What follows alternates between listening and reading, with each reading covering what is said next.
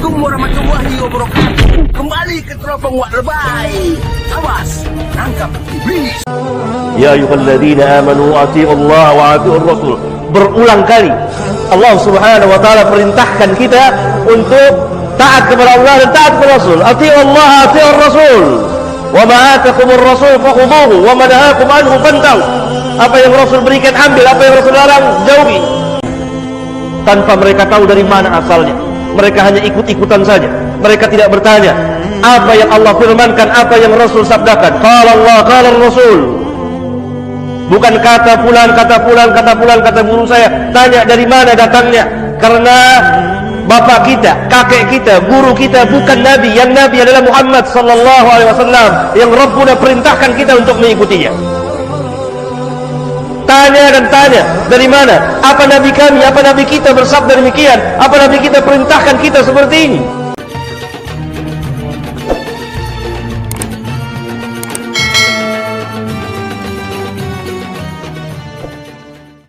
Nih, kok kulihat dari bahasanya macam ini orang Medan. Dia satu kampung lah sama kok gitu. Aku pun dari Medan ya, aku alah. Cakapnya orang-orang Medan deh ini, tapi kalau bodoh dipiara. Dia merasa besar di lingkungan orang-orang bodoh. Bicara Wahabi, dia sendiri nggak tahu itu Wahabi. Adalah kata Wahabi dari Afrika.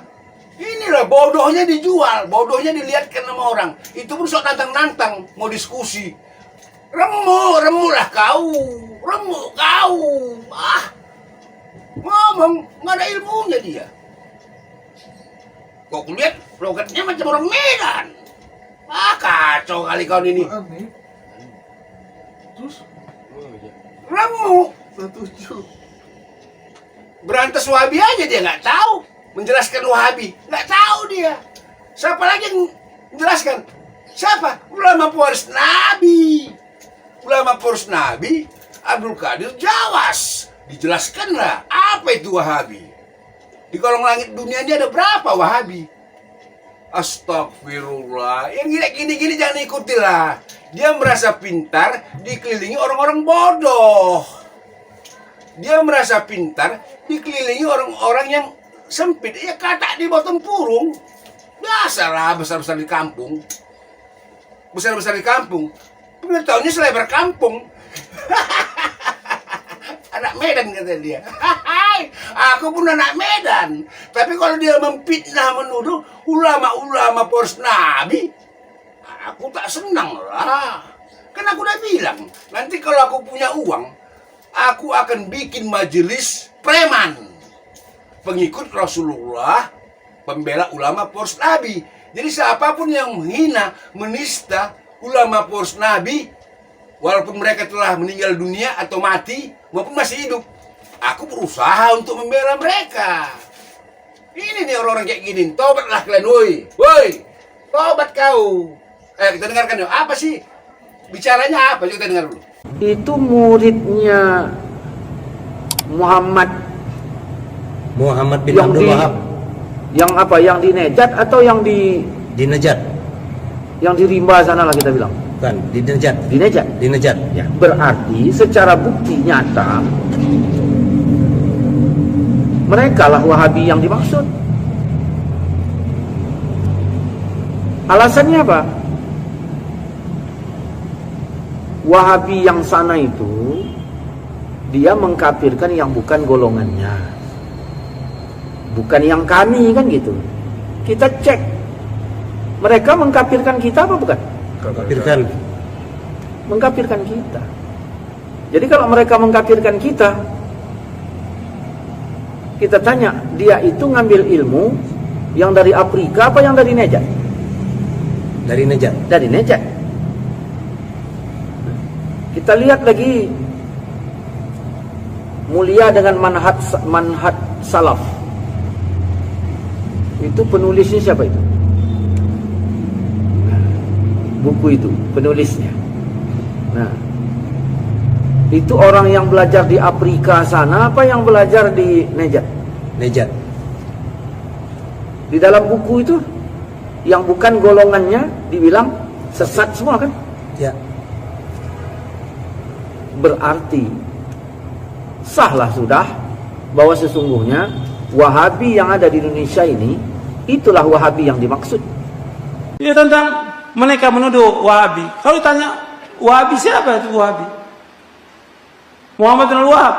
Kamu tahu Muhammad bin Al-Wahab dakwanya dakwah tauhid, mengajak orang kepada kemurnian Islam, mengajak kepada Quran wa sunnah ala fahmi salaf, membersihkan umat supaya mereka memurnikan tauhid kepada Allah, menjauhkan syirik. Beliau ini seorang mujaddid, reformer abad ke-12. Dan juga kalau disebutkan pada Wahabi kepada dia, nggak cocok. Karena Wahab itu bapaknya Muhammad bin Abdul Wahab. Muslim Muhammadi, bukan Wahabi. Cuma karena dulu ada firqah yang sesat, dulu pada abad kedua Hijriah ada firqah yang sesat yang bernama Abdul Wahab bin Abdurrahman bin Rustum. Dari mana? Dari Persia. Dari Persia. Dia tinggal di mana? Di Maroko. Di Maroko dan daerahnya semuanya, Aljazair dan lainnya. Dia berkuasa, warisan dari bapaknya. Dia mempunyai aliran sesat, Khawarij, Ibadiyah, membunuh kaum muslimin. Dia menalkan dari kaum muslimin, mengkafirkan orang-orang Islam yang berbuat dosa besar. Ini namanya Abdul Wahab bin Abdurrahman bin Rustum. Ini sesat. Dan udah nggak ada lagi ajarannya. Sering para ulama menyebut tentang kesesatannya dia. Nah, dia ketika abad ke-12 datang Syekh Muhammad mendakwakan dakwah tauhid, nah difitnah. Oh, ini sama, mau disematkan apa ini? Muhammad bin Abdul Wahab ini mendakwakan dakwah tauhid, menghancurkan kubur-kubur yang tinggi yang dibangun, melarang orang berbuat syirik, melarang orang berbuat bidah. Ini apa? Musuh nih. Sehingga para penjajah, orang-orang kafir dari Inggris, Perancis dan yang para penjajah itu, apa yang pas disematkan? Wahabi. Dan gampang. Supaya orang lari dari dakwah ini. Jadi yang pertama kali setan membisikkan kepada orang-orang kafir. Orang kafir membisikkan lagi kepada siapa? Kepada tokoh-tokoh ahlul bidah ini yang menyesatkan. Apa? Pokoknya yang gampang, kalau ada orang yang mengajak orang kepada tauhid, melarang orang berbuat syirik, oh Wahabi. Mengajak orang kepada sunnah, melarang bidah, oh ini Wahabi. Ini tuduhan. Dan gak boleh seperti ini dalam Islam. Ini menyakiti hati kaum mukminin. Apalagi menuduh Syekh Muhammad bin Wahab, seorang mujaddid, orang soleh. Orang soleh. Antum bisa lihat dia orang baik, dipuji oleh para ulama seluruh dunia. Dan juga bagaimana? Dia dari buku-bukunya antum bisa tahu bagaimana kehidupannya dia. Bagaimana ilmunya, bagaimana dakwahnya. Jadi ini menyakiti yang seperti ini. Mestinya orang Islam nggak seperti itu. Kita lihat mereka nggak mampu untuk diskusi, nggak mampu untuk adu hujjah. Yang ada apa? Celaan. Sama seperti orang-orang kafir dulu. Orang kafir ketika Nabi mendakwakan dakwah tauhid nggak mampu untuk mengatakan jangan hati-hati kepada Nabi. Apa yang gampang? Orang gila, penyair, tukang sihir, supaya apa? Supaya orang jauh dari dakwahnya Nabi SAW. Sekarang yang gampang apa? Wahabi. Kalau ditanya Wahabi apa nggak paham dia, suruh jelaskan. Kayaknya apa sih Wahabi nggak tahu. Jadi ini tuduhan, dan tuduhan ini berat di dunia, berat di akhirat juga. Makanya di sini akan dituntut oleh Allah, dan ini kebohongan. Dia akan memikul apa? Kebohongan dan dosa yang nyata. Bahkan pernah kejadian sebagaimana diceritakan oleh Syekh Muhammad Nasiruddin Albani, Al-Imam rahmatullahi alaih, seorang dosen Kristen mengajar di salah satu universitas. Dia menjelaskan tentang pergerakan atau dakwah Syekh Al-Imam Muhammad bin Abdul Wahab. Demikian cermatnya, demikian semangatnya. Karena barangkali dia guru sejarah atau apa. Jelaskan. Orang Nasrani, dosennya. Murid-muridnya, sebagian muridnya mungkin ta'assub madhabiyah. Dia Akhirnya muridnya itu mengatakan, Ustadz kita ini Wahabi. Sampai orang Kristen pun dikatakan Wahabi. Dan itu kejadian. Ustadz kita ini Wahabi. Hanya karena sang dosen menjelaskan tentang pergerakan dakwah Syekhul Imam Muhammad bin Abdul Wahhab. Wahabi, Wahabi, Wahabi, Wahabi. Padahal dakwah Syekhul Imam Muhammad bin Abdul Wahhab tidak keluar dari Al-Quran dan Sunnah, dan mereka mengikuti para ulama yang sebelumnya. Maka keluarlah tuduhan-tuduhan yang miring terhadap beliau. Apa itu Wahabi, Ustaz? Wahabi ini dulu ada lahir tahun 661, namanya Ibnu Taimiyah. Ibnu Taimiyah itu dia punya pikiran tauhid dibagi-bagi, itu dari dia. Nah, lalu dia aliran-aliran dia ini dipakai oleh Muhammad bin Wahab. Muhammad bin Wahab ini dalam kitab Sawa'iqul Ilahiyah fi Raddi al-Wahabiyah, bukan, Al-I'tirafatul Jasus al-Inglizi, itu di dalam kitab itu disebutkan Muhammad bin Wahab begini, orang kafir ini ingin merusak agama ini dengan menciptakan aliran baru, maka diciptakanlah aliran radikal. Nah, penggeraknya itu Mr. Hamper yang mengaku sebagai Syekh Muhammad Al-Majmu'i, dialah guru Muhammad bin Wahab. Kemudian aliran Wahdatul Wujud, ya diciptakan juga oleh orang kafir ini tadi, yang digerakkan kalau di Asia itu Dr. Sunat Hokranya, yang sampai ke Aceh juga. Kemudian ditinggalkan di Amerika untuk menjadi pusat jil. Maka Mr. Hamper ini adalah gurunya Muhammad bin Wahab yang disebut Wahabi tersebut. Sebelum Rasulullah wafat, Rasul pernah berdoa berkata begini, Allahumma barik lana fi Syamina wa fi Yamanina. Ya Allah, berkatilah kami, Syam kami dan Yaman kami. Maka sahabat yang dari Najat berkata, wa fi Najdina ya Rasulullah, doakan Najat kami, doakan Najat kami.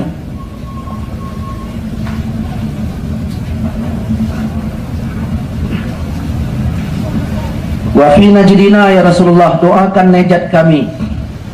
Kata Nabi, tidak. Nah, sahabat bilang lagi, Nabi bilang di Syam dan di Yaman.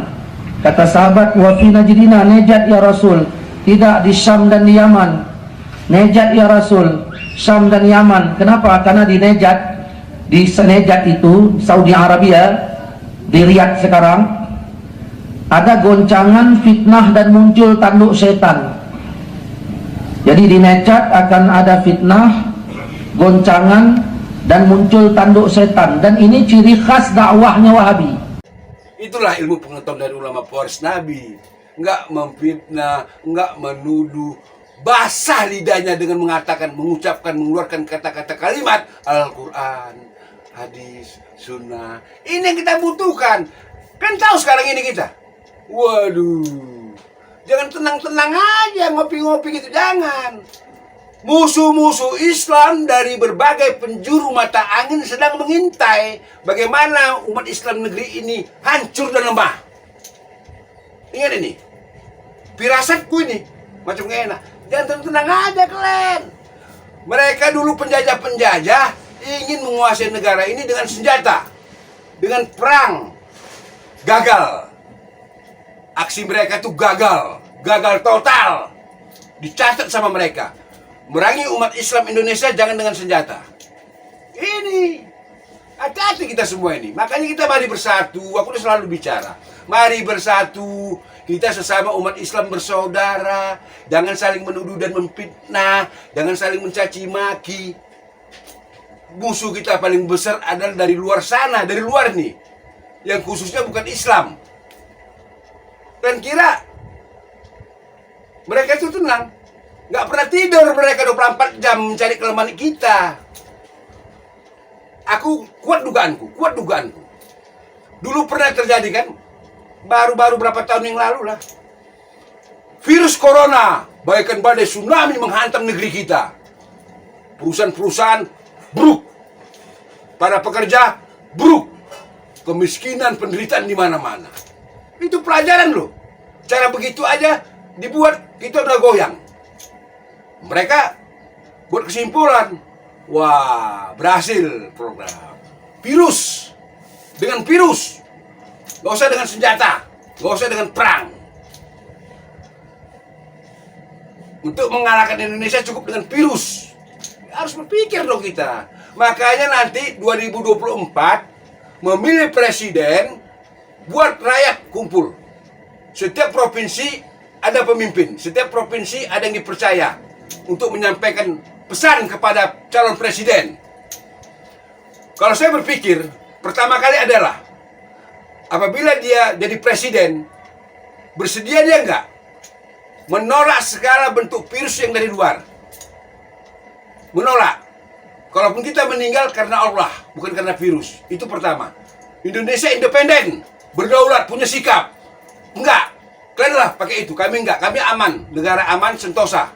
Berani enggak begitu presidennya? Walau dibilang ada virus mematikan, membahayakan, tolak. Tidak, kami enggak lakukan itu. Mesti gitu. Ini presiden akan datang ini.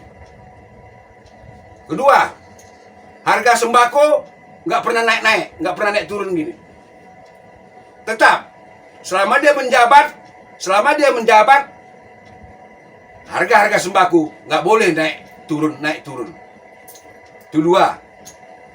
Ketiga, para pengkhianat negara, para pengkhianat agama, para tukang fitnah, agen dari iblis, tangkap. Buat undang-undang. Ini bahaya loh. Ngadu domba, fitnah, inilah inti teroris yang sebenarnya. Menteror. Teroris itu bukan ngebom aja, bukan. Tapi yang mengadu domba, memfitnah, itulah teroris yang sebenarnya, yang harus diperangi negara. Insya Allah, umat Islam bersatu, tanpa sekat, tanpa ormas, tanpa golongan. Di bawah panji agama Allah, di dalam ikatan yang kuat tali agama Allah, Kitabullah Al-Quran dan As-Sunnah Rasulullah Sallallahu Alaihi Wasallam, Muhammad bin Abdullah bin Abdul Muthalib bin Hasim bin Abdul Manaf. Insya Allah kita bahagia, kita damai. Lepaskan baju ormasmu, lepaskan baju ormasmu, lepaskan baju partaimu. Sekarang udah mulai rame nih, Makanya tonton itu di medsos, sudah mulai rame. Adalah politik identitas. Ya jelas dong, identitas penting. Identitas itu membedakan mana laki-laki, mana perempuan, mana manusia-manusiaan seperti waria. Nggak laki-laki, nggak perempuan. Identitas penting. Tapi setan-setan dari jenis manusia selalu mencari celah-celah, selalu menyerang siapa saja yang anti terhadap identitas. Itulah pasukan iblis laknatullah. Saya muslim, identitas saya muslim, pakai lebay. Saya bangga jadi muslim, dan saya wajib membela agama Allah. Itulah identitas. Penting dong. Cuma jangan menyebar fitnah, jangan menyepelekan agama-agama di luar Islam. Jangan. Kita punya cara, punya tata cara, punya aturan berdasarkan toleransi. Nah, Qul ya ayyuhal kafirun. Nah, itu toleransi. Sayangilah mereka. Bagaimana Rasulullah hidup sama orang-orang yang di luar agama Islam. Itulah disebut kafir jimmi. Kafir jimmi itu hidup bersama umat Islam dia. Berbeda sama kafir arbi. Kafir arbi itu otaknya itu bagaimana cara menghabiskan Islam, menghancurkan Islam. Itulah Andalusia, Cordoba, Spanyol. Hancur tinggal kenangan. 800 tahun berkuasa Islam di sana, hari ini tinggal catatan sejarah. Maukah kalian Indonesia jadi Andalusia yang kedua? Kita disibukkan terus masalah ABC. Ini berantem sama ini. Ini ada masalah lebih besar. Virus iblis. Mari kita semua bersatu, kita renungkan. Kita dukung presiden yang independen, yang berdaulat. Apa kata Bung Karno? Berdiri di atas kaki sendiri. Ini presiden yang begini. Dikenang kehebatannya. Dikenang kebaikannya. Wahai saudaraku seiman seislam. Perkataan Anda, rekam jejak digital Anda akan tersimpan rapi. Akan dilihat oleh anak keturunan kita. Siapa kita sebenarnya lagi hidup di dunia ini? Apakah kita pejuang-pejuang membela kebenaran, menciptakan kedamaian, atau kita sebagai pengkhianat? Na'udzubillah min dzalik. Kita bersatu. Itu paling pertama, kita bersatu. Jangan mau diadu domba. Indonesia ini besar. Umat Islam terbanyak di kolong langit dunia. Memang mengerikan. Beda mazhab, berantem. Beda guru, berkelahi. Inilah pikiran-pikiran yang cetek. Saya mengomentari mereka itu supaya mereka itu diam. Kasihan kan terus menuduh, memfitnah. Saya komentari aja mereka masih terus berkomentar. Mari kita bersatu. Mari kita bersatu. Islam satu. Islam satu. Dan saya pesan kepada orang-orang yang tak berilmu, jangan komen masalah Islam. Contohnya itu penyanyi dangdut, raja dangdut, bicara Islam. Pakai akal dong. Pakai akal dong. Inilah orang bodoh bicara Islam, hancur kacau. Padahal Ali bin Abi Thalib radhiyallahu anhu mengatakan, kalau memakai akal, pakai logika, yang dicuci itu bukan di atas kup, bukan di atas sepatu yang dicuci. Itu kalau kita ngambil wudhu itu, yang dicuci bukan di atas sepatunya, bukan, tapi di bawah. Itu yang kotor.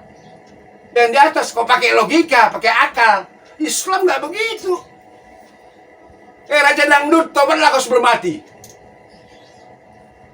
Kasihan ini orang-orang bodoh ini, kasihan karena kau tuh raja dangdut populer, orang ikut kau. Kok nggak tahu, jangan sok tahu. Ingat, bodoh belajar, dungu belajar, dan komen. Mari kita bersatu, pengikut umat Rasulullah. Itu yang paling penting. Insya Allah kita kuat. Indonesia akan jadi pusat peradaban hebat. Imperium gilang gemilang. Setelah Saudi Arabia, sumber Islam yang murni, Indonesia. Ini cita-cita besar. Siapa saja yang berpegang teguh kepada kitabullah dan sunnah Rasul akan selamat dan pasti selamat. Itulah janji Nabi. Siapapun mereka, pemurtadan merajalela, pemurtadan di mana-mana. Mereka juga misionaris itu. Dia tahu yang mana mau dimakannya. Mereka itu serigala berburu domba.